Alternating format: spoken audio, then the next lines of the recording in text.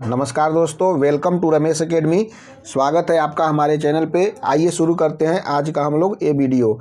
इस वीडियो में हम लोग देखेंगे आरआरबी एनटीपीसी के जो आंसर की आए हैं उसमें बहुत से क्वेश्चन गलत मतलब कि आंसर दिए गए हैं, तो यानी कि आंसर की में बहुत ज़्यादा गड़बड़ी है। तो जो भी क्वेश्चन गलत थे उसको हमने पार्ट 1 और पार्ट 2 में कंप्लीट कर दिया है। तो ये पार्ट 3 के और भी कुछ क्वेश्चन आए हैं जो कि एम्बिगियस हैं या गलत है, उसका हम लोग यहाँ पे देख लेते हैं। यदि आपके शिफ्ट में वह क्वेश्चन अगर गलत होता है तो आप निश्चित रूप से उस क्वेश्चन को रेज कीजिए, जिससे नंबर बढ़ सकते हैं। तो आइए शुरू करते हैं। फर्स्ट क्वेश्चन जो कि गलत है, आप इसे देखिए और आप अपने दोस्तों के साथ भी इसे शेयर करने का कोशिश कीजिए। यदि कोई भी क्वेश्चन इस तरह का गलत होता है तो आप हमारे व्हाट्सअप नंबर 9398726161 पे भी सेंड कर सकते हैं। तो आइए शुरू करते हैं। तो इस तरह से ये हमारा ये पहला क्वेश्चन है जो कि हमारे एक सब्सक्राइबर ने भेजा था, जो कि एक DI दिया हुआ है, इसमें ये गलत है। इसे आप चाहें तो आप रेज कर सकते हैं, क्योंकि आप अपने शिफ्ट में देख लीजिएगा कि कौन सा शिफ्ट का ये क्वेश्चन है। यदि आपके शिफ्ट में ये वाला क्वेश्चन है तो निश्चित रूप से इस पे रेज कीजिए। क्वेश्चन दिया हुआ था जैसे कि 2018 में जिम ए में शामिल होने वाले लोगों की संख्या, यानी कि 2008 में ए में शामिल होने वाले लोगों की संख्या कितना है, तो 278 है। संख्या 2018 में जिम डी में शामिल होने वाले लोगों की संख्या से कितने प्रतिशत अधिक है, तो डी का कितना है 2093। आज देखिए यहाँ पे क्या है, ए में 278 है। क्वेश्चन पूछा है कितना प्रतिशत अधिक है, जबकि पूछना चाहिए कितना प्रतिशत कम है। तो इसी तरह से ये क्वेश्चन जो है क्वेश्चन ही गलत है। तो इस तरह से यदि आप रेज करते हैं तो ये क्वेश्चन जो है हट जाएगा, तो और आपका नंबर जो है वह सभी में इक्वली डिस्ट्रीब्यूटेड हो जाएगा। तो इसलिए इस क्वेश्चन को निश्चित रूप से रेज कीजिए। यदि कम होता तो इसका आंसर जो होना चाहिए ये होना चाहिए। 2018 में जिम ए में जो है वह 278 थे, 2018 में जिम डी में 293 था। तो पूछा था कि ए डी से कितना प्रतिशत कम है, तो डी से पूछा है तो डी के रिस्पेक्ट में हम लोग 293 माइनस 278 डिवाइडेड बाई 293 इंटू 100 करेंगे, तो इसका आंसर जो आना चाहिए 5.11% आना चाहिए। लेकिन ना ही यहाँ पे 5.11% दिया हुआ है और क्वेश्चन ही गलत है, क्योंकि जब ए का जो है 278 है और डी का 293 है तो ए तो डी से कम ही होगा, इसलिए ये क्वेश्चन रॉन्ग है। आप इसे रेज कर सकते हैं। आप अपने क्वेश्चन में यदि आपके शिफ्ट में ये क्वेश्चन आया है तो आप उसे रेज कीजिए। अब नेक्स्ट क्वेश्चन देख लेते हैं। नेक्स्ट क्वेश्चन यहाँ पे जो दिया हुआ है, मात्रा के संदर्भ में विश्व की सबसे बड़ी मीठे जल की झील कौन सी है, तो यहाँ पे बैकाल झील आरआरबी एनटीपीसी के द्वारा दिया गया है, लेकिन इसका आंसर होना चाहिए सुपीरियर झील। तो यदि आपके शिफ्ट में ये क्वेश्चन आया है तो निश्चित रूप से आप इसे रेज कीजिए, आपका सही हो जाएगा। उसके बाद में अब नेक्स्ट क्वेश्चन देख लेते हैं। नेक्स्ट क्वेश्चन यहाँ पे दिया हुआ है, जैसे प्रश्न दिया हुआ है और इसका कथन है, आपको बताना है। मतलब ये डाटा सफिशिएंसी टाइप से क्वेश्चन हो गया। प्रश्न है, इक्ष्वाकु का जन्म किस तिथि को हुआ था, तो इसमें 1 और 2 दिया हुआ है, दोनों में से कौन सा कथन पर्याप्त है इसका आंसर देने के लिए। तो पहला ऑप्शन है, इक्ष्वाकु का जन्मदिन देश के गणतंत्र दिवस पर होता है। देश के गणतंत्र दिवस का मतलब भारत के गणतंत्र दिवस। तो भारत का गणतंत्र दिवस कब होता है, तो 26 जनवरी को होता है। तो इससे तो एकदम पता चल ही रहा है कि इक्ष्वाकु का जन्मदिन जो है 26 जनवरी को है। देश का राष्ट्रीय ध्वज तिरंगा झंडा है, जिसके केंद्र में अशोक चक्र है। तो इससे कुछ भी नहीं पता चलता है कि इक्ष्वाकु का जन्मदिन कब होता है। तो इस तरह से केवल कथन 1 से ही इसका हम लोग आंसर दे सकते हैं। तो यहाँ पे इसका ऑप्शन हो जाएगा कथन 1 पर्याप्त है परंतु कथन 2 पर्याप्त नहीं है, यानी कि विकल्प नंबर 3 यह सही होना चाहिए। जबकि यहाँ पे आंसर जो है 1 दिया हुआ है। निश्चित रूप से आरआरबी एनटीपीसी यह क्वेश्चन रॉन्ग किया हुआ है, तो आप इसे रेज कर सकते हैं। रेज कर दीजिए, निश्चित रूप से आपका नंबर मिल जाएगा। अब नेक्स्ट क्वेश्चन देख लेते हैं। यहाँ पे क्वेश्चन जो दिया हुआ है, इस क्वेश्चन में बहुत स्टूडेंट को दिक्कत था। हमारे एक सब्सक्राइबर ने भी इसे भेजा था, तो आप देख लेते हैं कि इसके बारे में। जैसे क्वेश्चन दिया हुआ है, last year there were 3 sections in a competitive exam, यानी कि कोई भी कॉम्पिटेटिव एग्जाम है उसमें 3 सेक्शन है। Out of them 33 students clear the cut off in the sections, यानी कि 33 स्टूडेंट कट ऑफ को क्लियर कर देते हैं। उसके बाद में क्या है कि 34 students clear the cut off in the section B, यानी कि सेक्शन बी में 34 स्टूडेंट कट ऑफ क्लियर करते हैं। उसके बाद में 32 students clear the cut off in section C, यानी कि सी सेक्शन में 32 स्टूडेंट क्लियर करते हैं। 10 students clear the cut off in section A and B. A और बी सेक्शन में 10 स्टूडेंट करते हैं clear, 9 cleared the cut off in section B and C. B और सी सेक्शन में 9 क्लियर करते हैं and 8 clear the cut off in the section A and C. और A और सी में जो है 8 स्टूडेंट क्लियर करते हैं। The number of students who clear only one section was equal and was 21 for each sections. मतलब जो ओनली वन सेक्शन जो होगा, मतलब ए का, बी का, सी का, तो वो 21 करते हैं। तो how many students cleared all the 3 sections. तो कितने सेक्शन में, यानी कि तीनों सेक्शन में, ए बी और सी तीनों में सेक्शन में कितने स्टूडेंट्स क्लियर करेंगे। तो इसका सॉल्यूशन हम लोग देख लेते हैं। बहुत किसी को दिक्कत था इसलिए इसका सॉल्यूशन हमने कर दिया है। ए में है 33, बी में है 34, सी में है 32। ए और बी में 10 था, बी और सी में 9 था, और सी और ए में जो था 8 था। तो ये हम लोग इसका वेन डायग्राम के माध्यम से बना ले रहे हैं। तो ए का 33 यहाँ पे लिख दिए, बी का 34 लिख दिए, सी का 32 लिख दिए।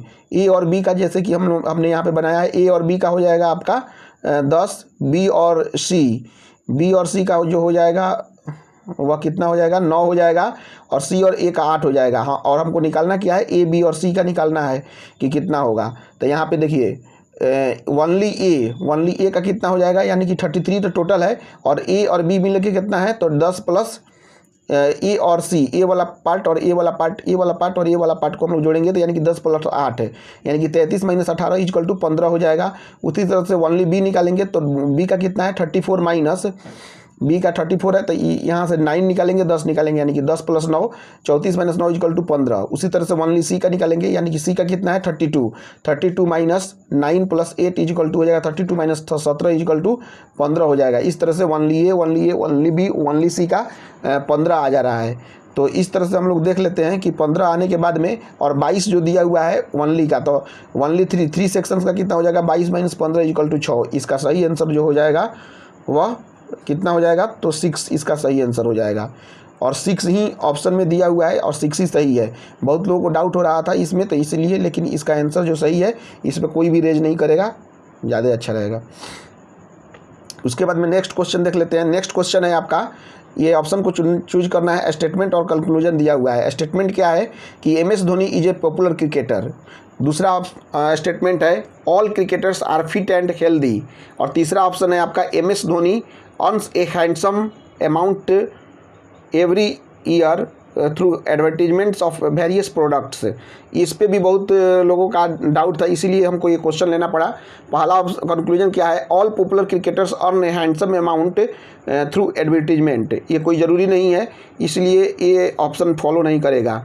MS. Dhoni is a fit and healthy, निश्चित रूप से स्टेटमेंट के अनुसार फिट एंड हेल्दी होगा, क्योंकि एम.एस. धोनी जो है वो क्रिकेटर है, और क्रिकेटर जो होते हैं यहाँ पे लिखा हुआ है कि फिट और हेल्दी होते हैं, तो एम.एस. धोनी निश्चित रूप से फिट एंड हेल्दी ही होंगे, तो इसलिए बी विकल्प सही है। सी विकल्प क्या है, M S. Dhoni wing famous advertises only famous product. ये कोई ज़रूरी नहीं है, वो प्रोडक्ट करते हैं लेकिन फेमस प्रोडक्ट करते हैं, ये कोई ज़रूरी नहीं है। इस स्टेटमेंट में कहीं भी नहीं लिखा हुआ है, इसलिए केवल बी सही होगा। और इसका option only conclusion B follow, विकल्प नंबर 4 इसका सही है। तो इसका भी आप रेज मत कीजिएगा, लेकिन हालांकि बहुत से स्टूडेंट का इसमें डाउट था, इसलिए इसको मैंने एक्सप्लेन कर दिया। नेक्स्ट क्वेश्चन देख लेते हैं। नेक्स्ट क्वेश्चन जो दिया हुआ है एक तरह से ये पारा जंबल की तरह है, आपका रीजनिंग में पूछा होगा, तो निश्चित रूप से आप देख लेते हैं ये पारा जंबल की तरह है। आप देखिए इसका क्या होगा। सबसे पहला ऑप्शन S1 और S6 दे दिया था और इसको अरेंज करना था। सबसे पहला स्टेटमेंट क्या है, Shruti has been trying to lose weight. Shruti जो है वह अपना लूज वेट करना चाह रही है। उसके बाद में क्या होगा, तो उसके बाद में दो विकल्प होगा। The trainer has suggested her to start with regular exercising in the morning. देखिए यहाँ पे रेगुलर एक्सरसाइजिंग यहाँ पे है और रेगुलर एक्सरसाइजिंग यहाँ से शुरू हो रहा है, तो ये निश्चित रूप से 2 के बाद में 1 आएगा। यहाँ से मिल गया 2 और 1 एक साथ होंगे। उसके बाद में है she has not yet started her exercising session, और she says that because of light late night offs it is difficult for her to get up early in the morning. तो एक्सरसाइज यानी कि यहाँ पे रेगुलर एक्सरसाइज हो जाएगा, और regular exercise की यहाँ पे रेगुलर एक्सरसाइज के बात में बात हो रहा है, और यहाँ पे जो है अभी तक वो एक्सरसाइज शुरू नहीं की है। तो 2 1 के बाद में 3 होगा, 3 के बाद में 4 हो जाएगा। इस तरह से आप देख लीजिए 2 1 3 4 आपका सही आंसर हो जाएगा। उसके बाद में नेक्स्ट क्वेश्चन देख लेते हैं। नेक्स्ट क्वेश्चन यहाँ पे दिया हुआ है, निश्चित कूट में हनी को 8 12 13 5 2 से लिखा जाता है, पैच को PATCH को उसी भाषा में क्या लिखा जाएगा। तो यहाँ पे विकल्प नंबर 2 तो दिया हुआ है, लेकिन ये यहाँ पे अगर C के जगह पर E अगर रहता, देख लेते हैं इसका एक्सप्लेनेशन। हालांकि ये एम्बिगियस है, हालांकि बेस्ट ऑप्शन तो 2 ही होना चाहिए, लेकिन इसको आप रेज कर सकते हैं। जैसे कि यहाँ पे दिया हुआ है हनी, H का कितना होता है 8 होता है, O का 15 होता है, N का 14, E का 5 और Y का 25 होता है। उसी तरह से P का 16, A का कितना होता है 1 होता है, T का 20, E का 5 होता है, लेकिन यहाँ पे 3 लिया है। उसी तरह से H का 8।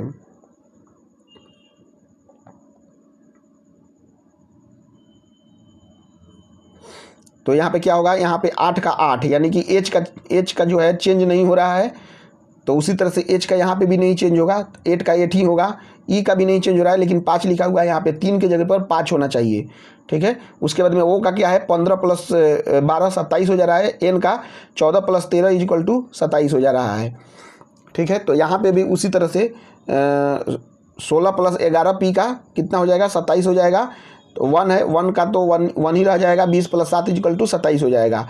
यहाँ पे जो है 3 की जगह पे 5 होना चाहिए, इसीलिए 3 की जगह पे यहाँ पे 5 होना चाहिए, यहाँ पे 5 नहीं है। तो इसलिए इस क्वेश्चन को आप रेज कर सकते हैं। तो निश्चित रूप से यदि आप रेज कीजिएगा तो ये क्वेश्चन जो है वह हट जाएगा और इसका मार्क्स जो है सभी में डिस्ट्रीब्यूट हो जाएगा। तो इस क्वेश्चन को आप रेज कर सकते हैं, मैं आपके ऊपर छोड़ता हूँ। उसके बाद में नेक्स्ट क्वेश्चन देख लेते हैं। क्वेश्चन कथन और निष्कर्ष दिया हुआ है। क्वेश्चन है आपका, क्वेश्चन है कथन में दिया हुआ है, शिक्षक केवल लंबे लोगों से दोस्ती करते हैं। और दूसरा है स्टेटमेंट, टंडन जो है बहुत लंबा है। तो इसका निष्कर्ष क्या है, टंडन एक शिक्षक का दोस्त है। तो कोई ज़रूरी नहीं है शिक्षक का दोस्त है तो लंबा भी हो सकता है, लंबा शिक्षक भी हो सकता है। लंबा जो होगा वह शिक्षक को पसंद भी हो सकता है। तो यह गलत भी हो सकता है, सही भी हो सकता है, यानी कि ये राइट भी हो सकता है और रॉन्ग भी हो सकता है, दोनों में से कुछ भी हो सकता है। फिर उसके बाद मतलब कि कुछ भी मतलब कि श्योर नहीं है। टंडन एक शिक्षक का दोस्त नहीं है, टंडन एक शिक्षक का दोस्त हो भी सकता है और नहीं भी हो सकता है। तो ये भी राइट और रॉन्ग है, तो कुछ कहा नहीं जा सकता है, यानी कि ये भी राइट है या रॉन्ग है। तो इस कंडीशन में हम लोग क्या लिखेंगे, या तो निष्कर्ष 1 सही हो सकता है या 2 पालन करता है। तो इसका विकल्प 4 एकदम सही है। बहुत किसी को डाउट था, लेकिन ये बिल्कुल सही आंसर है, आप इस पर रेज मत कीजिएगा। उसके बाद में एक क्वेश्चन ब्लड रिलेशन का है। एक्स ने वाई से कहा, मैं न तो तुम्हारा बेटा हूँ न ही तुम्हारा पिता हूँ, मैं तुम्हारी पत्नी का भाई भी नहीं हूँ, लेकिन मैं उसका संबंधी हूँ। मैं तुम्हारी पत्नी के पिता का पोता हूँ। एक्स का वाई से क्या संबंध है, इसमें बहुत किसी को डाउट था। तो सबसे पहले देख लेते हैं हम लोग एक्स ने वाई से क्या कहा, इसका आंसर देख लेते हैं। आप इसका आंसर देख लीजिएगा, यहाँ पे आंसर दिया हुआ है। एक्स ने वाई से जैसे कहा है, तो एक्स ने वाई से कहा कि वाई का जो पिता है तो उसका जो बेटा जो है ना, तो एक्स का वाई से क्या संबंध है। तो एक्स जो है उसकी पत्नी के भाई का बेटा है। इस स्टेटमेंट से आप देख सकते हैं।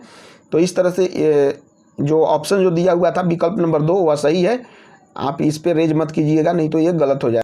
उसके बाद में नेक्स्ट क्वेश्चन देख लेते हैं। नेक्स्ट क्वेश्चन यहाँ पे दिया हुआ है कि डी और आर का संबंध क्या है एफ और ए से। तो प्रश्नवाचक चिन्ह की जगह पर क्या होगा, यहाँ पे डी का वैल्यू कितना होता है 4 होता है, आर का वैल्यू कितना होता है 18 होता है। तो 18 + 4 = कितना हो जाएगा 22 हो जाएगा। उसी तरह से एफ का वैल्यू कितना होता है, ई के बाद में एफ आता है, एफ का वैल्यू हो जाएगा आपका 6, ए का वैल्यू कितना हो जाएगा 1, 6 1 7 आप प्लस यहाँ पे ओ का वैल्यू हो जाएगा 15। तो 15 7 22 ये भी सही हो जाएगा। लेकिन 22 तो आ रहा है, लेकिन एक और ऑप्शन हो सकता है, यानी कि 4 और 8 को करते हैं तो 18 × 4 = 72 हो जाएगा। 4 इंटू 18 इजकल टू कितना हो जाएगा 72 हो जाएगा। एफ का 6 है, ए का 1 हो जाएगा, 6 इंटू 1 इंटू 12, 12 अगर लिखते हैं तब भी सही हो जाएगा। L is equal to 12।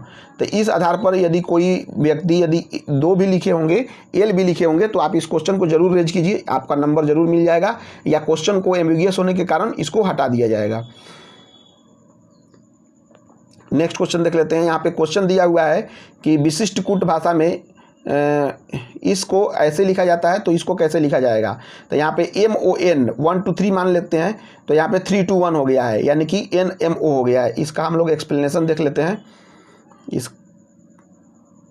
इसका एक्सप्लेनेशन यहाँ पे है। जैसे देखिए MON है 1 to 3 मानते हैं, तो 3 1 2 यानी कि NMO हो गया। OLA 1 to 3 हुआ तो AOL हो गया। TER 1 to 3 है तो RTE हो गया।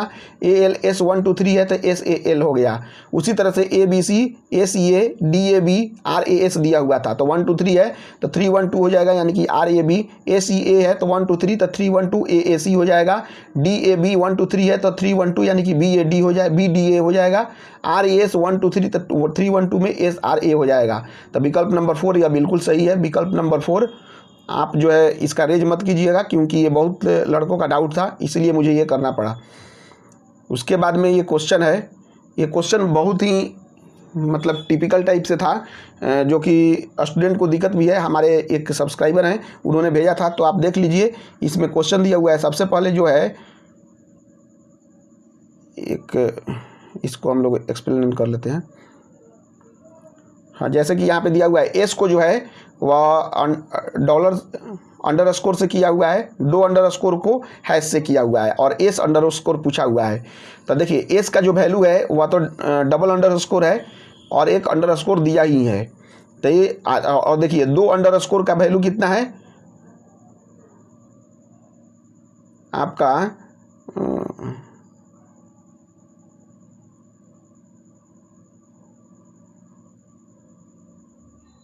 नहीं, यहाँ पे 3 अंडरस्कोर दिया हुआ है ना, तो 3 अंडरस्कोर हो गया, तो 2 से 2 इंटू 4, 2 दूनी 4 हो जा रहा है, तो 3 दूनी 6 हो जाएगा, यानी कि 6 हैश हो जाएगा।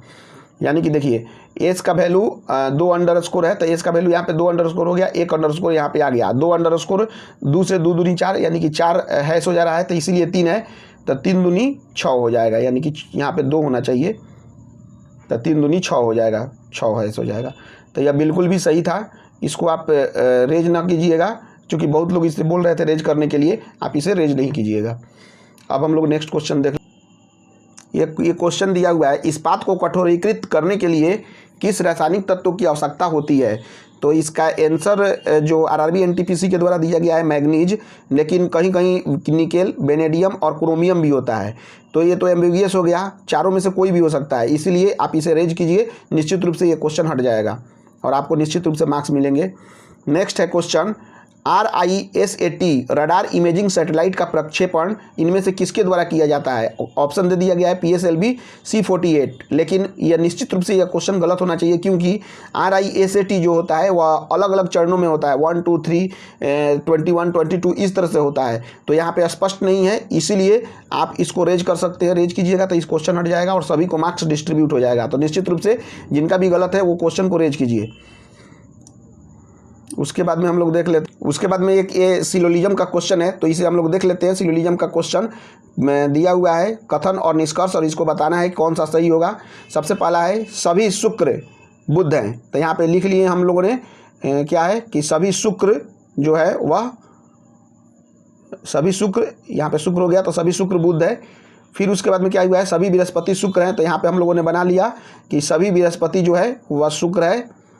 उसके बाद में हम लोगों ने यहाँ पे सभी यम बृहस्पति है, तो यहाँ पे हम लोगों ने बना लिया सभी यम बृहस्पति है। इस तरह से हम लोगों ने वेन डायग्राम बना लिया। तो अब निष्कर्ष देख लेते हैं, सभी यम बुध है, सभी यम बुध है, निश्चित रूप से सही है, ये 1 सही है। दूसरा क्या है, कुछ यम बुध है, तो यहाँ पे क्या है, कुछ यम बुध है, कुछ यम क्या, सभी यम बुध हैं, तो इसीलिए ये गलत हो जाएगा।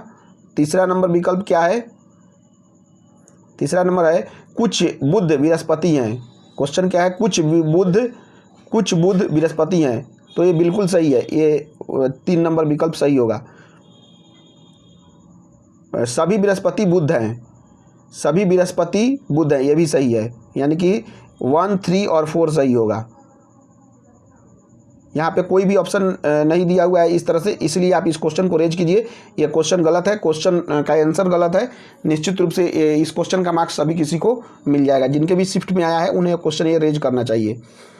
उसके बाद में ये दिया हुआ है pointing to a boy, blood relation का क्वेश्चन है। Suresh said his mother's brother is the only son of my mother's father's, how boy's mother related to Suresh. सबसे पहले इस क्वेश्चन को सोल्व करते हैं कहाँ से, तो सुरेश ने कहा है माई से सोल्व करते हैं, माई मदर से फादर, यानी कि देखिए सुरेश की मदर ये हो गए और इनके फादर जो हो गए यहाँ पे आ जाएंगे, ठीक है। उसके बाद में क्या दिया हुआ है, सन ऑफ माई फादर्स, यानी कि सन of my father's, sun of my father's तो यहाँ पे रहेंगे इनके सन, सन ऑफ माई फादर्स, ठीक है। तो इनका इनसे शादी होगा निश्चित रूप से, मदर जो है इनकी मदर्स है तो इनके ये पिताजी हो जाएंगे। उसके बाद में देखिए क्या दिया हुआ है, his brothers is the only son, his brothers यानी कि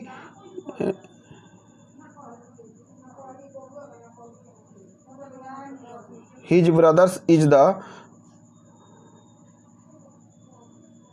his mother's brother is the, तो यहाँ पे हिज मदर्स ब्रदर, हाँ ठीक है। तो यहाँ पे मदर्स ब्रदर तो इनका कोई एक माँ होगी जो कि यहाँ पे है, ये माँ के ये जो भाई होंगे हो जाएंगे, तो ये जो होगी फादर के ये डॉटर होंगे, तब ना मदर्स के ये भाई होंगे। तो निश्चित रूप से इनके ये पिताजी हैं तो इनके एक लड़के हो गए और एक इनकी लड़की हो गई, तो उन्हीं का ये बेटा है, ठीक है। तो ये पूछा क्या है कि how boy's mother related to Suresh, boy's की जो माँ है वह सुरेश से कैसी है, कैसे करता है, तो पैटर्नल आंट होना चाहिए। क्यों पैटर्नल आंट होना चाहिए, क्योंकि एक ही पिता के ये दोनों हैं, माने दोनों हैं, ये इनकी लड़की है और ये इनके माने दादाजी हुए, तो ये पैटर्नल आंट होंगी। तो यहाँ पे दिया हुआ है मैटर्नल आंट, जो कि गलत है, पैटर्नल आंट होना चाहिए, तो इसीलिए इस क्वेश्चन को आप रेज कर सकते हैं। उसके बाद में दिया हुआ है कुतुब मीनार का निर्माण किसने पूरा करवाया था, यहाँ पे दिया हुआ है फिरोज शाह तुगलक, जबकि फिरोज शाह तुगलक नहीं होना चाहिए। फिरोज शाह तुगलक क्या किया था कि वह 5वां मंजिल जो गिरा हुआ था उसको बनवाया था लास्ट में, लेकिन फिरोज शाह तुगलक नहीं होगा इसका आंसर, तो इसलिए आप इसे रेज कीजिए, इसका आंसर, इसका नंबर जो है मिल जाएगा आपको। उसके बाद में है क्वेश्चन, इसमें क्या करना है आपको, इसमें आपको जो दिया हुआ है ऑप्शन, यानी कि ग्रेटर देन का प्लस, लेस देन का माइनस, प्लस का डिवाइड और इस साइन का जो है, इस साइन का जो है गुना को निरूपित करता है, माइनस माइनस को निरूपित करता है, तो मतलब कि ये आपको बताना है। यहाँ पे दिया हुआ है जैसे 7 is greater than 7, less than 7, plus 7 is equal to 14, यही ऑप्शन सही माना है। तो लेकिन देखिए यहाँ पे 7 ग्रेटर देन को प्लस माना है, लेस देन को माइनस, प्लस को डिवाइड माना है, तो 7 + 7 माइनस 7/7 इज इक्वल टू 1 हो जाएगा, 7 से 14 माइनस 1 इज इक्वल टू 13 हो जाएगा, जबकि 14 दिया हुआ है, तो इसीलिए ये रॉन्ग हो जाएगा। यहाँ पे 14 नहीं 13 होना चाहिए, तब जाके ये सही होता है। तो इसीलिए इस क्वेश्चन को आप रेज कीजिए, निश्चित रूप से इस पर आपको मार्क्स मिल जाएंगे। उसके बाद में एक और ब्लड रिलेशन का क्वेश्चन जो है इनको गलत लग रहा था, तो यहाँ पे देखिए क्या है, सीतेश और सुरेश ममेरे भाई हैं। तो देखिए यहाँ पे सीतेश और सुरेश जो दोनों ममेरे भाई हैं, तो सीतेश और सुरेश ममेरे भाई हैं, तो सीतेश के पिताजी यहाँ पे होंगे और सुरेश के यहाँ पे माताजी होंगे, तब ना यह ममेरा दोनों भाई होगा। फिर उसके बाद क्या, सुरेश की माँ गीता की एक बेटी समीक्षा है, सुरेश की माँ गीता का नाम है उनका, उनकी एक बेटी है समीक्षा, इस तरह से हो गया। उसके बाद में क्या है, अंजलि समीक्षा की चाची है, अंजलि जो है वह समीक्षा की चाची है, तो समीक्षा की चाची अंजलि यहाँ पे हो जाएगी, मतलब कि ये इनकी चाची हो गई समीक्षा की। फिर उसके बाद में क्या पूछा हुआ है कि अंजलि का गीता से क्या संबंध है, अंजलि का गीता से क्या संबंध है, गीता से, तो गीता से क्या संबंध होगा, तो अंजलि जो होगी